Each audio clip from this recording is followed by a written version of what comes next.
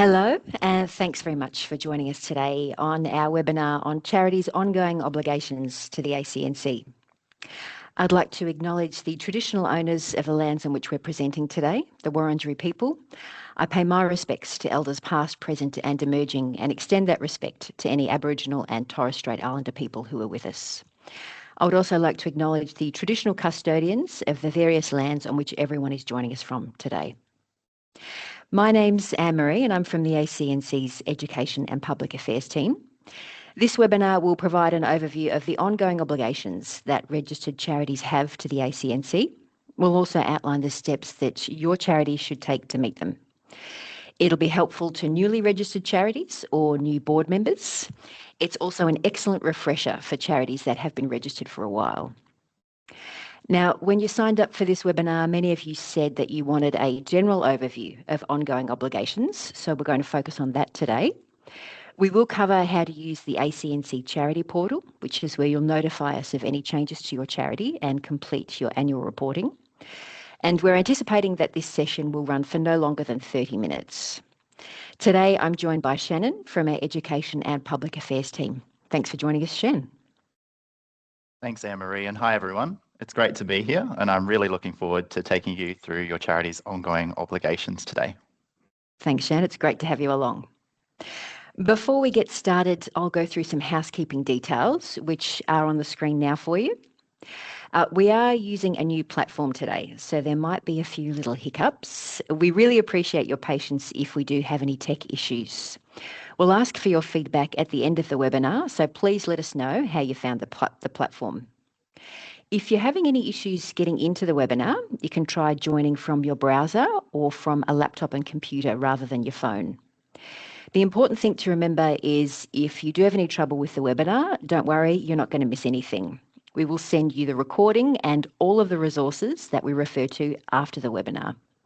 You can also share your feedback by emailing us at education@acnc.gov.au if you have any trouble with any of the polls that we use today, or if you think of some feedback after the webinar.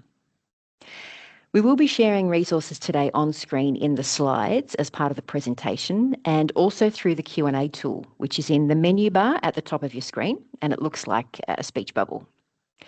If you have any issues accessing the Q&A tool, you can still access the resources through the slides in the presentation and in the email that we'll send you after the webinar.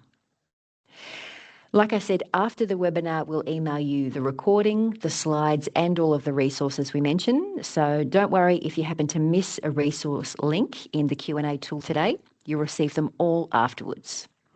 We'll also pop the webinar, the slides, and the resources on our website and on our YouTube channel in the next few days. If you've got any general questions on the topic of ongoing obligations during the webinar, click on the Q&A icon in the menu bar at the top of our screen, and our team will aim to respond to you directly.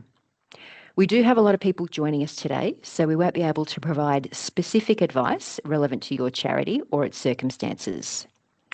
If you're looking for some more detailed advice related to your charity, contact our advice team for assistance via phone, email, or our online form. And all of those contact details are on our website. Because there are a large number of people joining us today, we've also turned off the chat and the comments feature.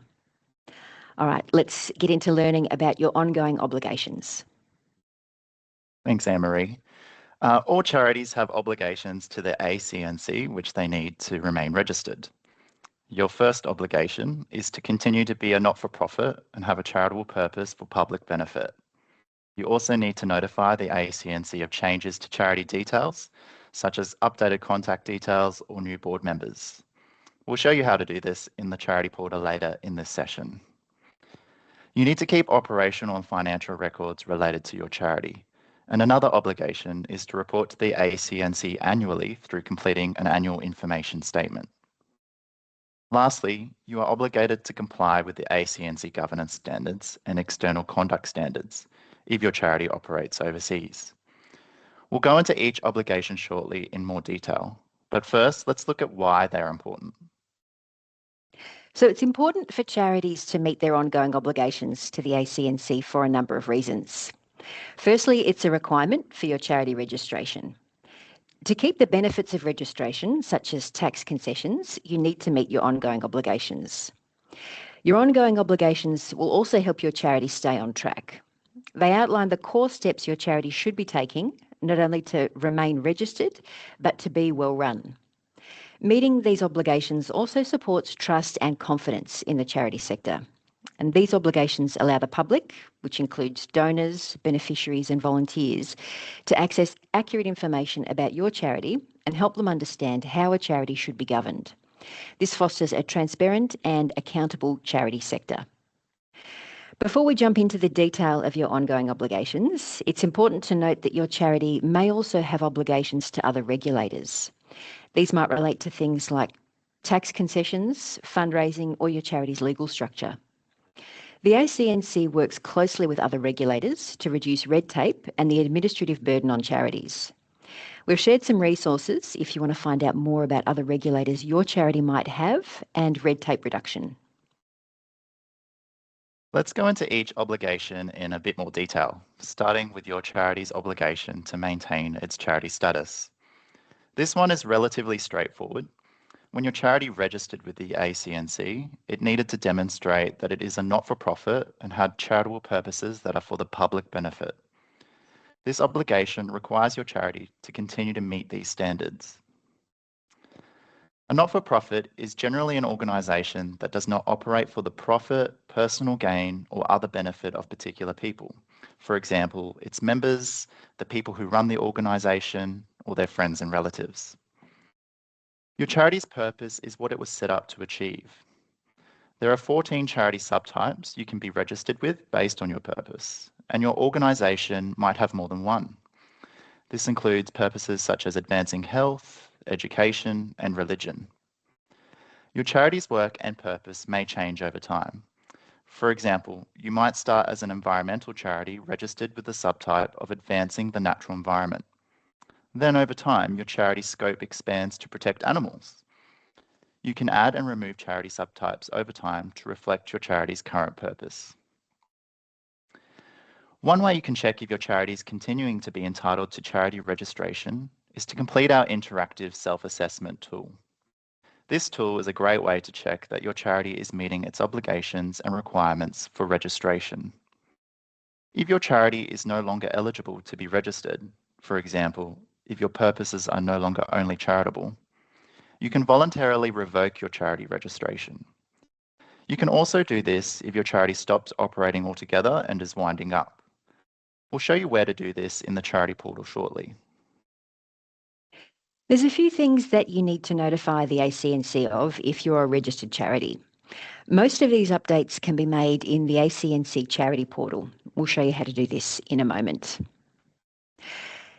You'll need to notify us of changes to your charity's legal name. This is its formal name as it appears on documents.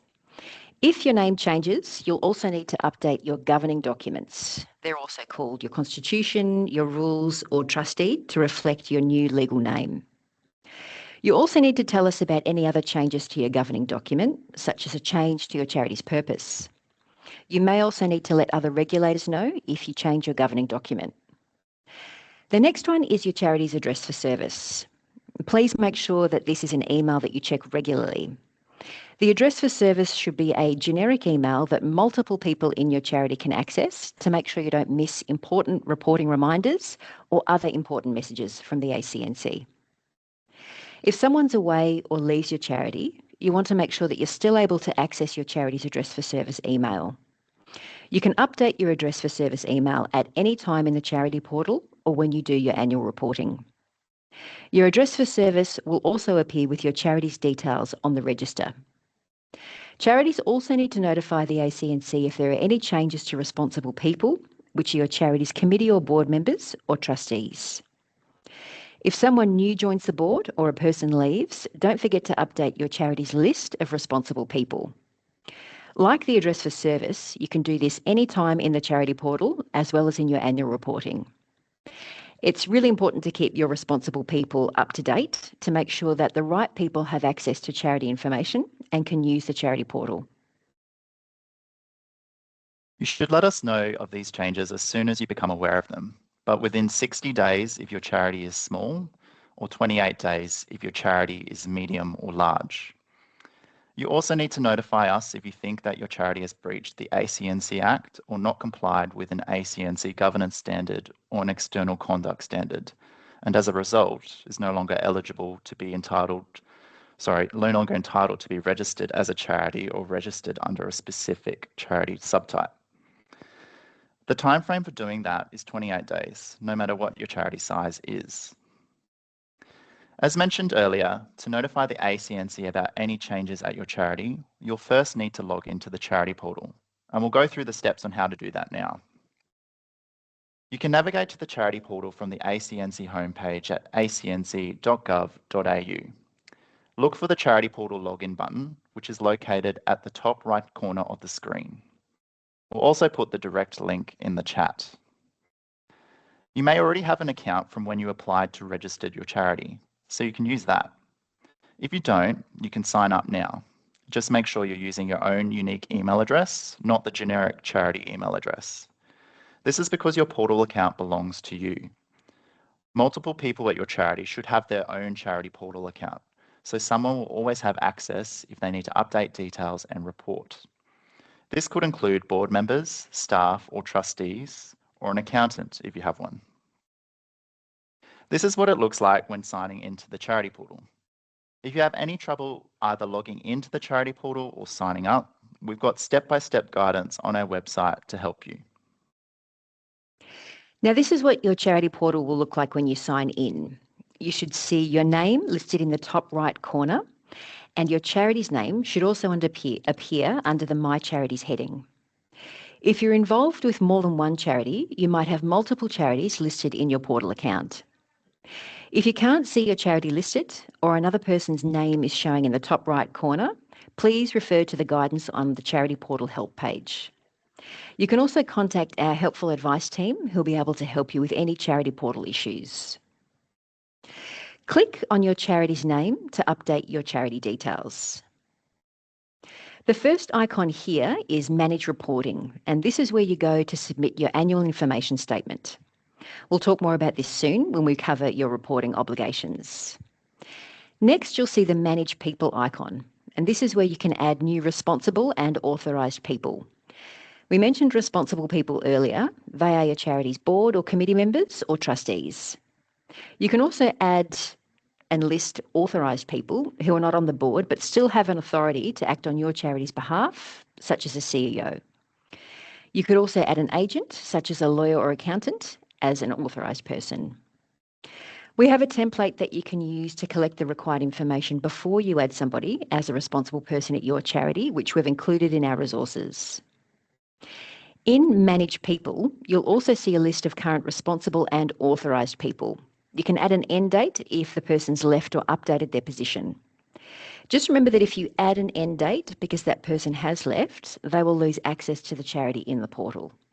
Make sure somebody else has access first before you remove somebody who's left. You can also update your charity's responsible people in the annual information statement when you're doing your yearly reporting. In the Manage Other Charity Details section of the Charity Portal, you can make updates to a range of things related to your charity details. We're going to go into a bit more detail about other tasks under that icon now. Clicking into the Manage Other Charity Details section, you'll see a range of icons. The first on the top left is where you go to change your charity's address for service. We mentioned this earlier. It's the address where we send your reporting reminders and other important charity information. You can list an email and physical address here. In addition to your address for service, you can also list your general charity contact information. This might be the same address as your address for service or a different address. Your general contact information will be published on the charity register. You can update these contact details by clicking the last icon, Update Your Charity Details. So there's one spot for your ACNC contact information and another for your public details. In this section of the portal, you can also make other updates, such as to your charity's legal name and governing document. If your charity is no longer entitled to be registered or your charity stops operating and winds up, you can voluntarily revoke your registration from the portal. It's important to remember to revoke your ACNC registration if you stop operating. This won't happen automatically if you cancel your ABN or you revoke with another charity regulator, or if you revoke with another regulator. Before we move on to the next ongoing obligation, I just want to quickly remind everybody that we do have a lot of people joining us today, so we may be unable to answer all of your questions. The best way to get detailed advice relating to your charity or your circumstances is to contact our advice team for assistance via phone, email, or through our online form. Those details are available on our website. Just search Contact Us. After the webinar, we'll email you the recording, the slides, and all of the resources that we mentioned. So don't worry too much if you happen to miss something. You'll receive everything that's covered in the webinar afterwards. We'll also pop it up on our website and YouTube channel in the next few days too, so you can share that link with other people in your charity. Let's move now to the next ongoing obligation, which is record keeping. All charities have a requirement to keep appropriate financial and operational records. Financial records must record and explain how your charity receives and spends its money or other assets. Your records also need to show your charity's financial position and performance and allow for true and fair financial statements to be prepared and audited or reviewed, if required. We'll explain who needs an audit or review when we talk about reporting obligations. Financial records can include things like profit and loss statements, balance sheets, banking records, and an asset register. Operational records need to demonstrate that your charity is eligible to be registered as a charity and under its charity subtypes. Records also need to show how your charity meets its ACNC obligations and other tax and legal obligations. Operational records can include your charity's governing document, meeting minutes, policy and procedure documents, and contracts and agreements. These are just a few examples. We have a more detailed list on our website that can help you understand which records should be kept. You can keep records in any format you choose, including an electronic format, as long as they're easy to find and access. You can develop your own system or process that makes sense for your charity.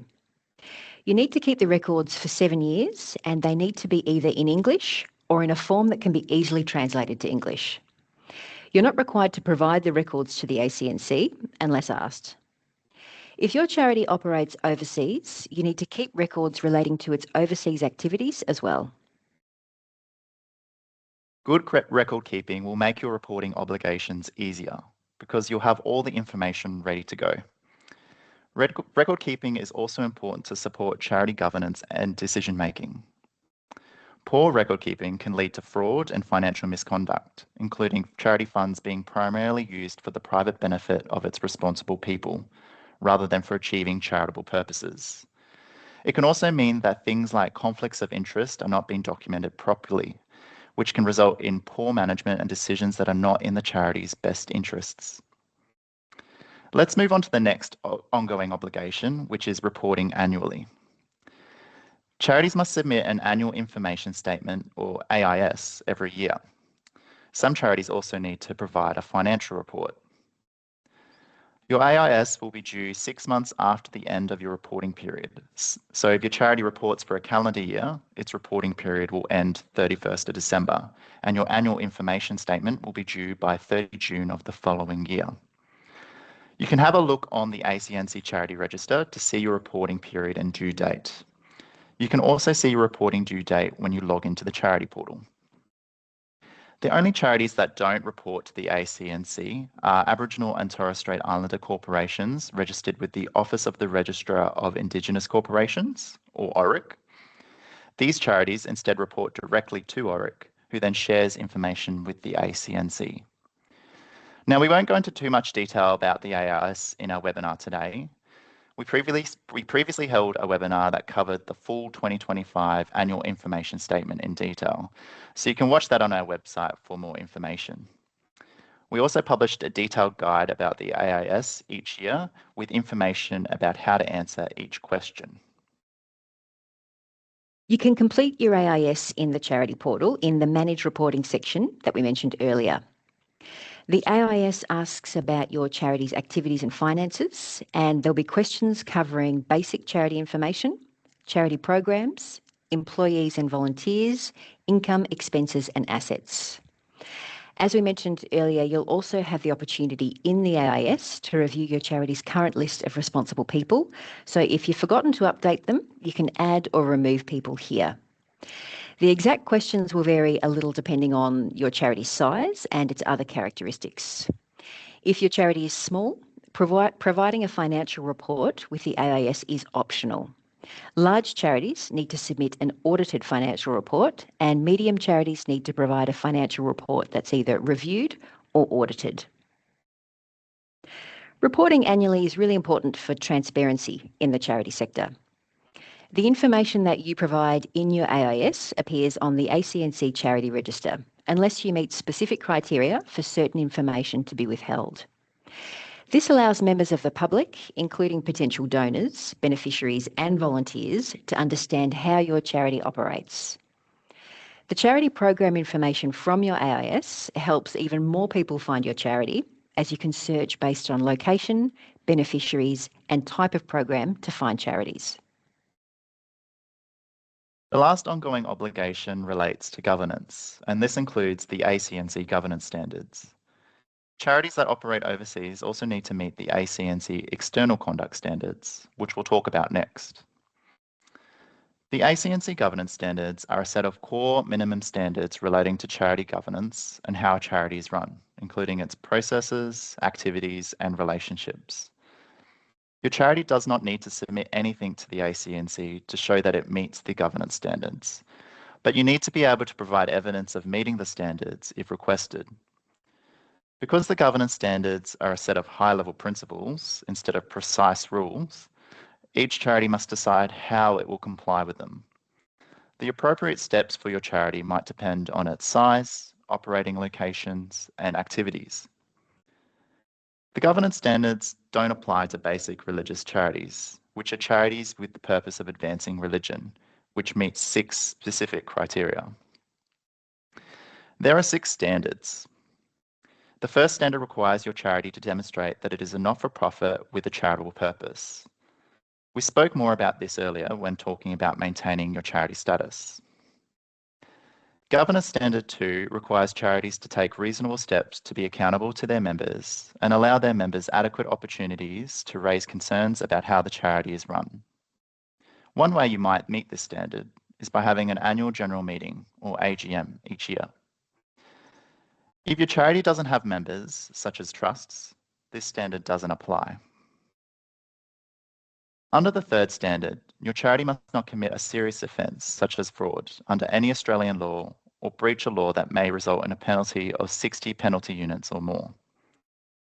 Standard 4 requires your charity to take reasonable steps to check its responsible people aren't disqualified by ASIC or the ACNC and remove anyone who is ineligible.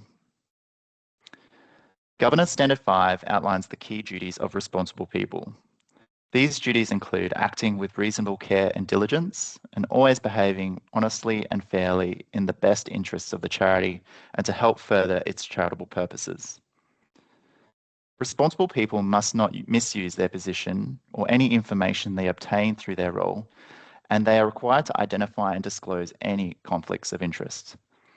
They also have a responsibility to ensure the charity's financial affairs are managed responsibly and to make sure the organisation does not continue to operate while it's insolvent. And the last standard relates to joining the National Redress Scheme, if the circumstances require it. Charities that operate overseas must also comply with the ACNC external conduct standards. Operating outside Australia can include sending money, resources or staff overseas, conducting activities overseas, and more.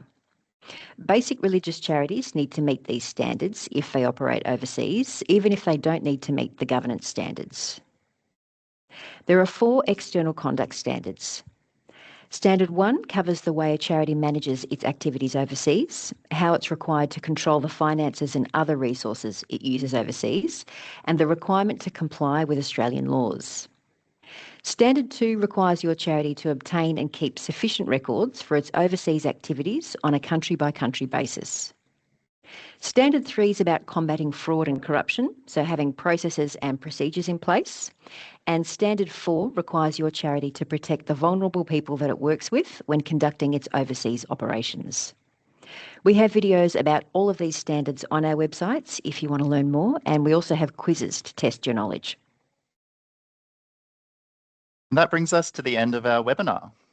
We've covered off each of the ongoing obligations for your charity and hopefully answered some of your questions in the process. We'd love to get a sense of how much this webinar has contributed to your understanding of ongoing obligations, so we have put a poll in the chat now. If you can provide a response, we'd really appreciate it.